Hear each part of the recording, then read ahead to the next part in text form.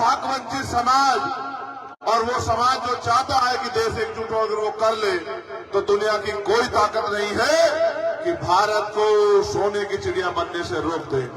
लेकिन बुरा ये है कि हम नेताओं के चक्कर में फंसे और जो हमारे महापुरुष हमें सिखा के गए, हमने एक बड़ी गलती की। मैं कॉमरेड यहाँ बैठे हैं, बहुत सीनियर है हमारे, में उनसे कह रहा था कि आप मेरे से बाद में बोलना, आप अध्यक्ष और सभा के, मगर उनका एक पुराना अनुभव है नागौर का, और मैं समझ गया कि वो उस अनुभव को भगीरथ जी ने मेरे कान में कहा कि हमारा एक अनुभव है कि जब आप जाते हो तो आपके सारे साथी चले जाते हैं, आपके साथी भले आप मने करके जाओ। तो मैंने इनसे कहा कि मैं जा थोड़ा ही रहा था, मैं तो ये कह रहा था कि वो बड़े हैं, उनका एक सम्मान है। मैंने अपने पिता से, अपने महापुरुषों से सीखा कि बड़ों का सम्मान करना चाहिए। तो इसलिए मैं चाहता था कि वो अध्यक्षता कर रहे हो, मेरे बात बोले और हम सब लोगों को अपनी बात से जो है वो आशीर्वाद भी दें और हमें रास्ता भी दिखाएं। लेकिन जब मुझे बाद में अवसर मिला तो मैं जो आपसे कहना चाहता हूं वो ये है कि शिक्षा जो है वो एक हथियार है, ऐसा हमें बताया गया, समझाया गया। शिक्षा सिर्फ रोटी रोजी का काम नहीं है, शिक्षा आपको तर्क करने की शक्ति देता है, तर्क की कसौटी में आने की शक्ति देता है। शिक्षा दोस्त दुश्मन अच्छे बुरे की पहचान कराता है। लेकिन जिस तरह से इस देश में तमाम सरकारों ने यहाँ के लोगों के साथ खिलवाड़ करने का काम किया कि शिक्षा को रोजगार बना दिया, प्राइवेट स्कूल खड़े कर दिए, सरकारी स्कूल की एजुकेशन कमजोर कर दी, गरीब भी अपने बच्चों को प्राइवेट स्कूल की तरफ लेके जाता है और उसकी जेब में पैसे नहीं होते, पैसे के लिए, पैसे पूरे करने के लिए उसको अपनी जमीन गिरवी रखनी पड़ती है, अपना पेट काटना पड़ता है, अपनी जो तमाम तरह से साधन संसाधन है वो लगाने पड़ते हैं कि बच्चा पढ़ लिख लेगा। लेकिन रोजगार में भी खेल कर दिया कि नौजवान पढ़ लिख के घूम रहा है। एक तो वो तर्क की कसौटी पे नहीं आया, क्यों नहीं आया? क्योंकि एजुकेशन को उसने समझा कि इससे रोजगार मिलेगा और वो रोजगार की लाइन में लग गया। रोजगार तो मिलेगा, ये सत्य है, लेकिन ज्ञान भी मिलेगा। आज लोगों में ज्ञान की कमी है। रोजगार, जो जिनमें ज्ञान है वो सत्ता को बदल सकते हैं, जिनमें ज्ञान है वो सरकार की जो है क्रियाकलाप देख के, सरकार की नीतियों देख के ये आकलन कर सकते हैं कि सरकार किसका काम कर रही है। सरकार जनता के लिए काम कर रही है या पूंजीपतियों के लिए काम कर रही है? सरकार किसानों के लिए काम कर रही है या मजदूरों के लिए काम कर रही है? सरकार उनका शोषण कर रही है या सरकार उनको पैरों पे खड़ी कर रही है? इसलिए तर्क की कसौटी पे नौजवान खड़ा ना उतर जाए, इसलिए शिक्षा का बाजारीकरण यहाँ किया गया। मैं शहीद आजम भगत सिंह को जब याद करता हूँ, आज जब उन्होंने हमें उस रथ में चढ़ाया तो मैंने उस साथी से कहा कि वो गाना बजाना कि सरफरोशी की तमन्ना अब हमारे दिल में है और देखना है जोर कितना बाजुए कातिल में है। ये गाना एक बार, मैं जेल में था विधायक जी, 2 अप्रैल 2018 का आंदोलन हुआ, बहुत सारे बच्चों पे मुकदमे लगे, 17 बच्चों की शहीदी हो गई। मैं जेल में कुछ कर नहीं पा रहा था तो मैंने कहा क्या करूं, तो मैंने सोचा कि चलिए गांधी जी की तरीके से लड़के देख लेते हैं। मैं भूख हड़ताल में चला गया, जेल में और कोई रास्ता नहीं था, अपना विरोध दर्ज कराना था। तो 8 दिन हो गए मुझे भूख हड़ताल। वो रोज अखबार में छपवा देते कि चंद्रशेखर तीनों टाइम खाना खा रहे हैं। कहीं ना कहीं से मेरे परिचित अखबार की कटिंग मुझे लाके देते कि देखो आज ये छपा है। बाहर लोग आंदोलन कर रहे थे, मैं उस आंदोलन का साझेदार बनना चाहता था बस। तो मैंने अपने अधीक्षक से कहा कि सर, उन्होंने कहा चंद्रशेखर कोई मांग हो तो बताओ। मैंने कहा एक ही मांग है, आज आप मुझे लेजेंड ऑफ भगत सिंह लिखवा दो। तो अधीक्षक मुझसे कहने लगे कि बिना उसको देखे तुमने हमारी नाक में दम कर रखा, उसको देख के जो है तुम और पक्का संकल्प कर लो। हम कहां जाएंगे भाई, हम नहीं दिखाएंगे।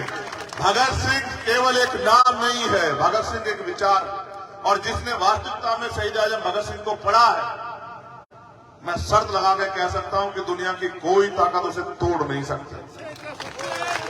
इसलिए मैंने कहा कि वो गाना बजाओ, और मैं पूरे रास्ते उसको सुनता आया, क्योंकि मैंने उनको जब पढ़ा और उनकी एक एक बात में क्या दम था। उन्होंने अपनी मां से कहा क्रांतिकारी होते हुए कि जब मुझे मिलने आओ आखिरी बार रोना मत, वरना लोग ये कहेंगे कि एक क्रांतिकारी भगत सिंह की मार हो रही, मैं कमजोर पड़ जाऊंगा। जब उनके पिता ने ब्रिटिश गवर्नमेंट को खत लिख दिया कि इनकी फांसी की सजा माफ कर दी जाए, तो वो अपने पिता से लड़ बैठे और उन्होंने अपने पिता से कहा कि आज आपने मुझसे मेरे साथ धोखा किया है, मेरे आंदोलन के साथ। आज आपने मेरी पीठ में छुरा घोंपने का काम किया है। आपको कोई अधिकार नहीं मेरी लड़ाई को कमजोर करने का। मैं अंग्रेजों के सामने झुकूंगा नहीं किसी भी कीमत पे। आप मेरे पिता होके आप उनके आगे माफीनामा भेज रहे हो, आप उनसे मेरे लिए मदद मांग रहे हो कि वो मुझे माफ कर दे। मैं किसी कीमत पे माफी स्वीकार नहीं करूंगा। मैंने फांसी का तख्त इसलिए अपने लिए तय किया है कि मेरे जाने के बाद लोग जाग जाएं।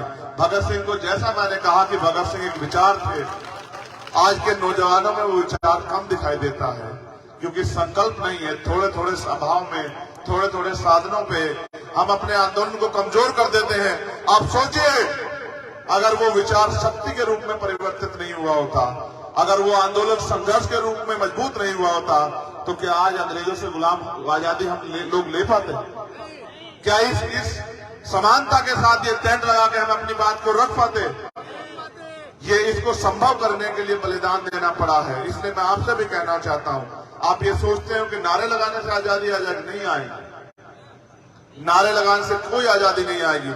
हाँ, अगर नारे में सच्चाई हो, लगाने वाला ईमानदार हो, तो वो नारा जिसके कान तक जाएगा, उसको कम से कम उसके कान में सुसराहट पैदा होगी कि किसी बात पर चर्चा हो रही है। मैं लगातार आंदोलन में रहता हूं, इसलिए रहता हूं। मैं जानता हूं कि ये सरकारें आंदोलन से डरती नहीं है, लेकिन मैं ये चाहता हूं कि लोग जागते रहें। आंदोलन चलेगा। 13 महीने किसान बैठे रहे बॉर्डर पे। झुक भी सकता है, तानाशाह भी झुक सकता है, अगर झुकाने वाले सच्चे और ईमानदार हो। आपके हौसले की दाद दूंगा किसान नेताओं। आपने देश के प्राइम मिनिस्टर को बता दिया कि लोकतंत्र में जनता से बड़ा कोई नहीं है। इसलिए मैं आपसे कहना चाहता हूं, मैं मध्य प्रदेश के बाद राजस्थान की यात्रा में आया, और एक आज जो बीता है मेरे ऊपर, मैं जब निकलता हूं अपने लोगों के बीच में, उनकी आंखों को देखता हूं, जब वो मेरे हाथों को छूते हैं, उनके एहसास को देखता हूं। हाथ का छूना एहसास बताता है कि उसके मन में क्या चल रहा है। जब वो मुझे छूते हैं तो ऐसा एहसास पैदा होता है कि वो बहुत उम्मीद लेके बैठे हैं मुझसे कि शायद चंद्रशेखर के जरिए हमारी जिंदगी में बदलाव हो जाए। आज मैं जब आपके प्रोग्राम में आ रहा था, मैं कह रहा था रुकना मत, कहीं देर हो जाएगी। देर हो भी गई, लेकिन एक जगह ऐसी स्थिति आई, ककहरी जैसी एक जगह पड़ती है, वहां 150-200 महिलाएं, हमारी माएं बिल्कुल गाड़ी के सामने खड़ी होगी और कहने लगी उतरना पड़ेगा। अब मैं जवान भाइयों को तो संभाल लेता हूँ, डांट भी लेता हूँ, लेकिन माओ के आगे कहता। तो मैं उतर गया। उतरने के लिए जैसे गाड़ी के शीशे से गाड़ी खिड़की खोली, माँ ने मेरा हाथ पकड़ कहा कि वहां चल।